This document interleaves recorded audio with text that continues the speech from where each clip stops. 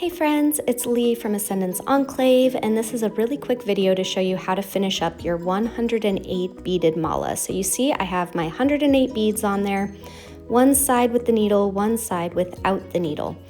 The end probably got a little frayed as you were working on it, so just snip that off. And then maybe use a little bit of spit to get it really nice and wet. And then we're gonna thread it through the guru bead. Sometimes your guru bead will have 2 holes, sometimes it has 3, so decide which way you're going. Now, it might take a moment to get it in there. If that's the problem, maybe try wrapping the string around the needle and then using the needle as the guide to get in through the hole. Sometimes it just takes a few attempts, and yeah, that wasn't really gonna work for me either. So I kind of ditched that, and then I'm gonna try it one more time, making sure it's really nice and smooth, and I got it through that time. Straighten out your needle part and then thread it back under the bottom at the very base of your 108th bead. Maybe it's your first one, and then you're gonna pull it through. So make sure you get both of the knots that you ended your mala up pressed against the guru bead really nice and snug. Then we're gonna do maybe 2, maybe 3 knots, right over left, left over right, right over left. Doesn't have to be fancy because this part's gonna actually be hidden. So just make sure as you're going, you really pull it nice and tight. Good, and then we're gonna grab the little funnel piece. I just call it that, I don't know the technical term, but you're gonna put that in and then thread the needle through as well. That's gonna cover up those few knots you just made. Ooh, drop my needle, try again. Patience, deep breaths. Nothing's really that important because this is our perfectly imperfect mala. So you see I have my 2 beads, the mala connected to the guru bead, then the little funnel, and then we're gonna do maybe 2 knots here as well.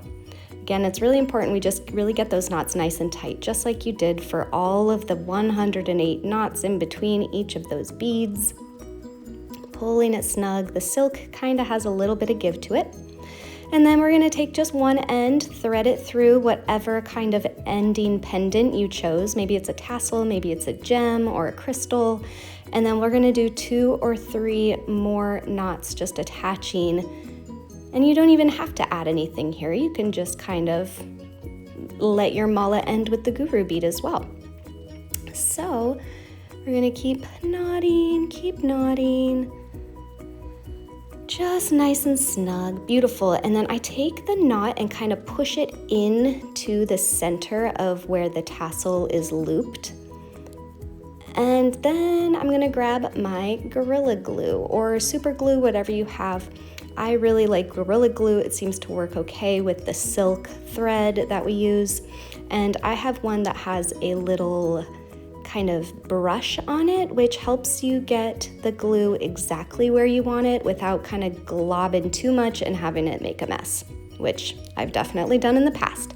So kind of dab it in the middle of those knots, all those knots there. Just make sure you get around it, maybe both sides.